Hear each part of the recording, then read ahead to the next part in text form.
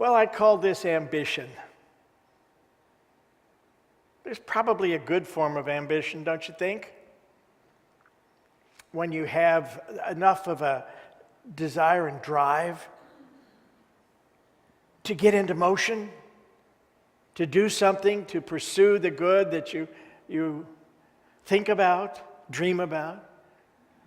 I can remember, perhaps you remember early days in Unity. Going back to 66, when I first walked into a Unity church, when I first heard some principles and thought, wow. Was it like that for you? Did you say, wow?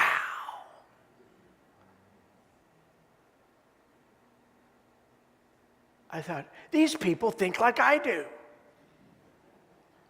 They were doing it before I was, thank you very much. And there was ambition, desire to make this work in my life. And hopefully that's all happened for you guys too. Then there's that other kind. Wants to climb that ladder no matter what, or no matter who gets climbed over, stepped on. And that's a process of ego. The story about ambition is actually the ambition of James and John. I could say it's the ambition of James and John's mother. You've heard of a stage mother? You've heard that phrase before? It's a mother who has a child who sings or dances or acts, and she's always in the back, pushing for her to get out there and do more.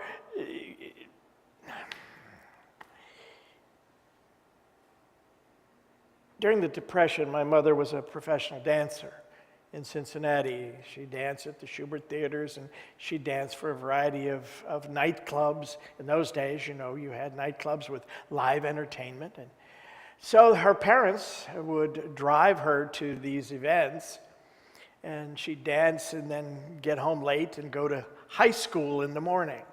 That's how she helped the family get through the Depression. And she danced with somebody you know, Doris Kappelhoff.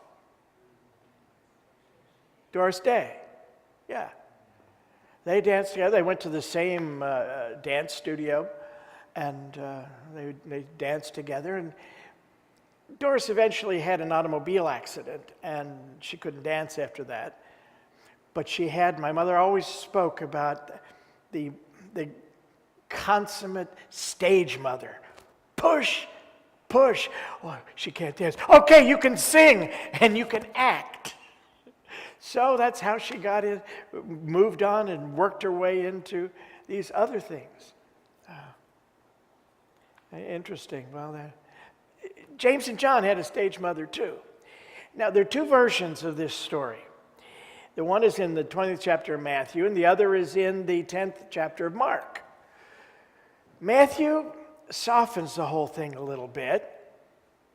James and John don't say, Jesus, make us prime minister and secretary of state when you establish your kingdom. We can sit on the right and left-hand side of you. Oh no, Mama does it. In Mark, the kids do it. They ask. They are the ones who are exhibiting this drive, ambition, and ego desire to be part of the administration of the kingdom. Does it sound odd? Does the spiritual kingdom need a prime minister? Secretary of State? It's a human kingdom that has these things.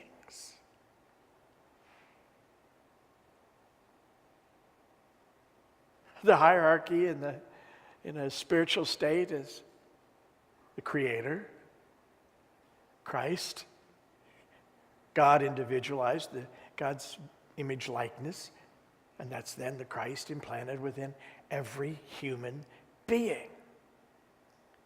I want to show it to you. So Chris, would you show the the video? I like that little silent scene right there at the end. Mama looks up to one of the sons as if to say, I tried. And I'm not sure it's maybe I tried. I did what you asked me to do. I'm not so sure. Yeah. They didn't succeed so well, did they?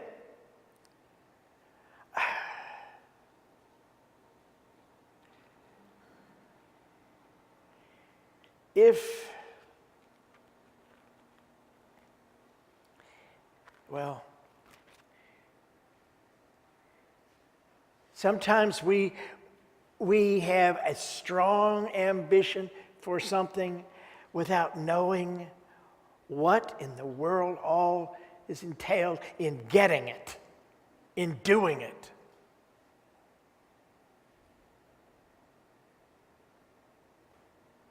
Anybody here ever want to be president?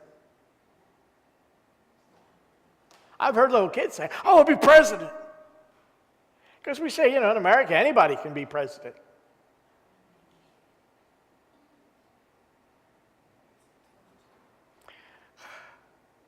Couldn't give it to me. No, sir. On the good days, you may get some accolades, but anything ends up at your feet in a pile of something. And have you watched them after the end of 4 or 8 years? They look like old men. Oh, and by the way, it's 24 hours a day. Whoa, thank you, no. A lot of times we don't know what all we're asking when we want a certain thing. But as I said, they're asking to be placed on the right and the left hand of Jesus in his kingdom. But there's no position at the right or left hand for us in a spiritual kingdom. It is not that kind of government. But you see, at this period of time, there were a couple of understandings of what the Messiah, Mashiach, Messiah was going to be. What kind of character. Now, one of those understandings or beliefs about the Messiah comes from Daniel, the book of Daniel, chapter 7, 14th verse. And to him was given dominion and glory and kingdom, that all peoples, nations, and languages should serve him. His dominion is an everlasting dominion, which shall not pass away, and his kingdom, one that shall not be destroyed. Sounds like a pretty powerful thing, doesn't it? But it's an image of what we would consider an earthly kingdom, a political kingdom. That's one of the images. But in the spiritual kingdom, first, there's no such thing as favoritism, is there? Does God see some of you as better than others? Why? Because he sees all of you as, this may surprise you, perfect. You are God's image likeness. What is the image likeness but like the original thing, right? Perfect, whole, complete. doesn't see all that stuff. The Bible says God has a purer eyes than to behold iniquity. All the negativity, all the stuff we do that, or think or act out that isn't according to truth or principle. God beholds you as its beloved child in whom it is well pleased. So, there are no specials. All equal in the sight of the divine. So there's no favoritism. Oh, yeah, you can have this office and you can have that office, and yours will be corner one. But you get the one closest to the water cooler. Remember that when that was a thing? Nothing like that. There's no spiritual favoritism. And we are what we have made of ourselves in our outer expression. Inner, we're perfect, complete, and whole. God's Spirit within you is that. But in our process of spiritual growth, we have a lot of beliefs, a lot of attitudes. We try out a lot of things. Some work, some don't. If we really have gotten some wisdom, we look and say, hey, that didn't work. I won't do that again. But a lot of times, we do it again. Didn't work. Do it again. Didn't work. Well, I'll keep doing it till it does work. Am I the only one who's played that game? Whoops. But if we have some real wisdom, because some connection to that inner spirit, we realize, wait a minute, this doesn't work. I need guidance, direction to do something differently. We say, hey, you want to change your life? Change your thinking. Change, not the same. So, we build this consciousness. We build our outer expression. And it can be as pure as we can make it. And other times it's an interesting house, don't you think? And Bible houses represent consciousness. So I think of, as a child, did you ever build a camp? Oh, out in the woods somewhere, gather some, now we'd call it recycled stuff, like some lumber or logs or branches or whatever, and make this fort, a little camp in the woods. You wouldn't want to live in it year-round, would you? I think not. I remember one I made. I did have a picnic table to start with, with all that space underneath it, and it filled in and covered with stuff. I thought it was an exquisite. I liked it better than my own house. Let's talk about rude, crude, and primitive. But what made it so great was I made it. And it felt like it was mine. That's a little bit of the personal me. It's mine.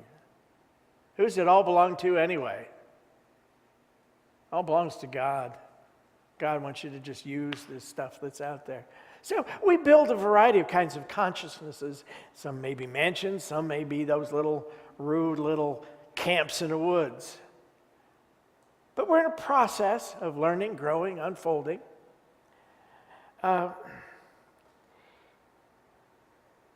We must develop ourselves. That's our task, is working and developing our own consciousness.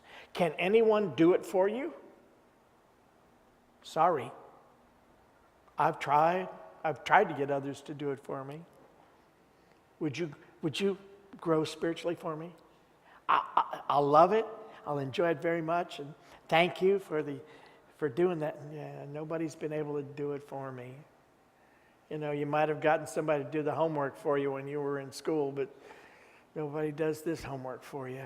No, because it's an inside job. It has to be done inside you, and nobody's climbing in there. So, first off, an act of ego. That's a good starting point, don't you think? Yeah. Ambition, just misdirected and overly large. James and John. Do you remember what they represent? They are symbols, representations of 2 of our 12 spiritual faculties. Of course, you remember John is love, right? Love. The faculty of love, oneness, unity, connectedness. James. You may not remember. I think it's interesting to know in the Bible, you always see them, James and John. I've never seen John and James. Never. And that seems to indicate James is the elder, the older, that he was the firstborn of the 2. James and John, judgment and love. Love's wonderful, but doesn't it require some kind of judgment in how you use love, how you direct love?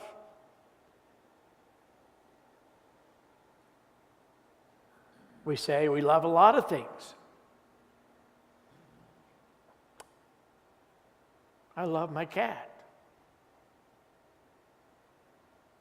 I don't love my cat the same way I love peanut butter.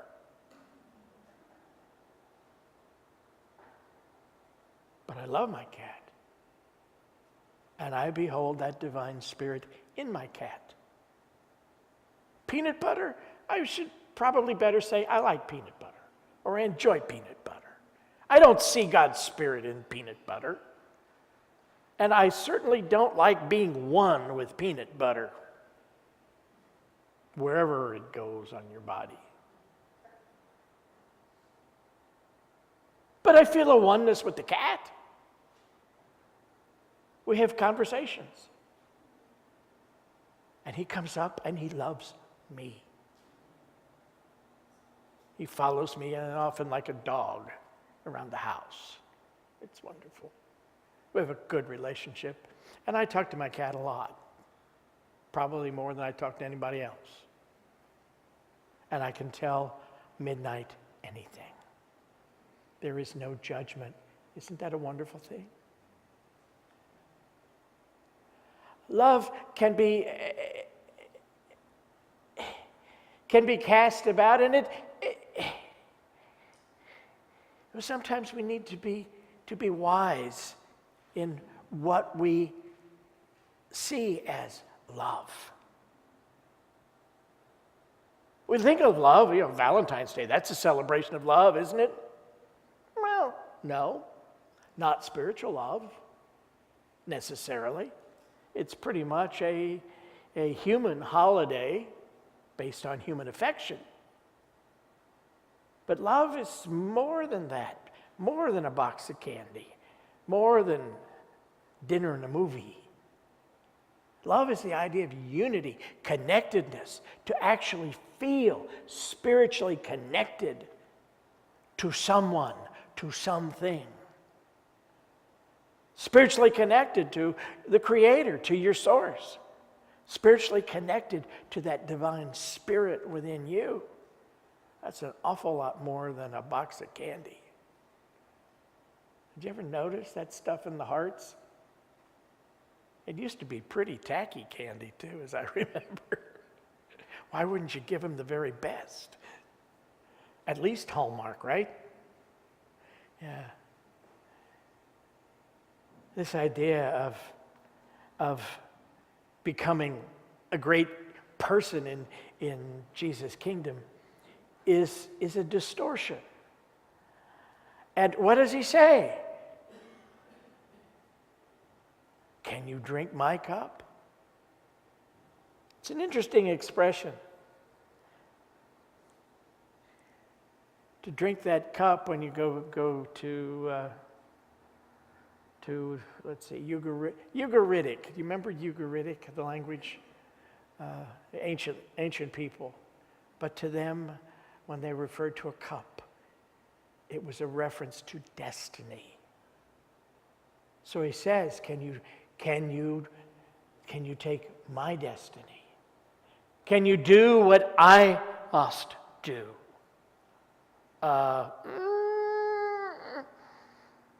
Later, some other time, Jesus. I don't care to spend a nice Friday in Jerusalem like that. But they're so, James and John, for James representing wisdom, how wise was it for them to say, we can, we are able to drink your cup? and Jesus as much as says, yeah, but. See, we often don't know what we have to do if we're going to have those things we deeply desire and are not the highest and the best for us. I'm sure in your life you've had those kind of things in your life that you went after, and you may have done everything you could to get it, even if it wasn't totally a spiritual action. And when you did, you wondered, what am I doing here? Or this experience? Or what made me ever want that? Oh, I've had a few of those. I have a few of those I will never tell you about. Charles said, and this is a quote from 1934 Unity magazine, those who aspire to greatness in life without examining the steps that lead to it have no inkling of their own desires. I'm going to read that again. Those who aspire to greatness in life without examining the steps that lead to it have no inkling of their own desires. Now, James and John, they considered themselves able to meet the test of greatness without actually knowing where or what greatness consisted in. If they'd thought about it, they would have said, maybe not. James and John, judgment and love. Love can achieve great things, but only when it is centered in the Christ understanding and power.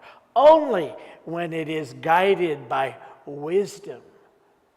Wisdom is a wonderful faculty to use and to apply to your life, but only when it's centered in that Christ within you. When you draw upon something else, when you draw upon your own human intellectual knowledge, that's very fallible. That's not the reality of all. So to look to the Christ, to look for that wisdom that comes right out of God's mind, inspiration, that makes a whole different deal.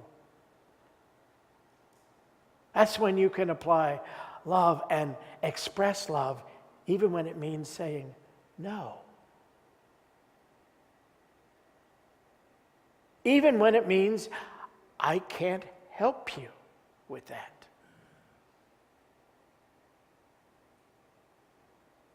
But I can be at your side as you walk through it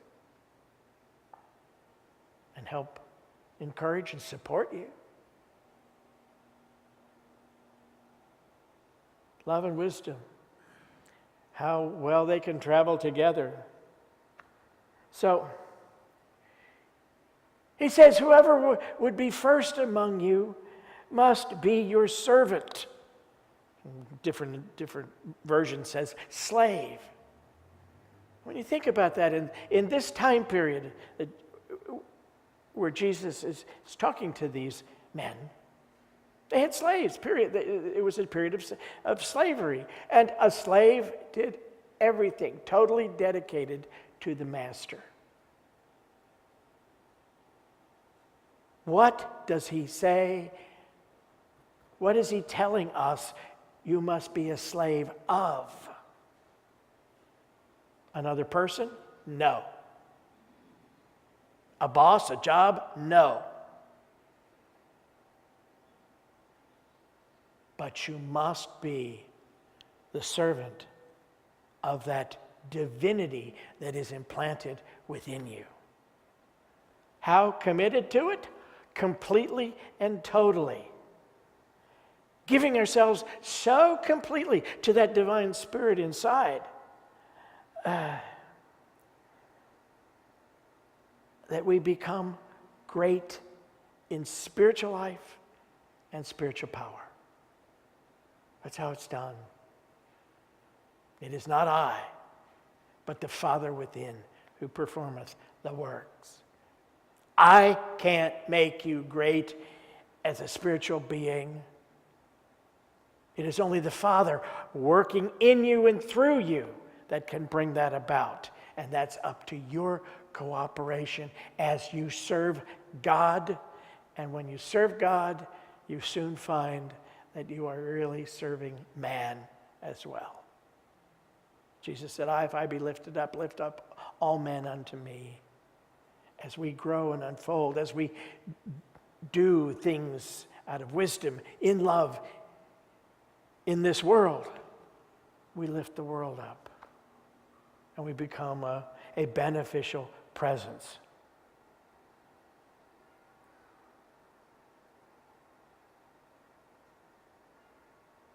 If we do it on our own human selves, on one hand we serve God, and then we serve ourselves, and then kind of jump back and forth. But Jesus is talking about complete commitment. That's to be a servant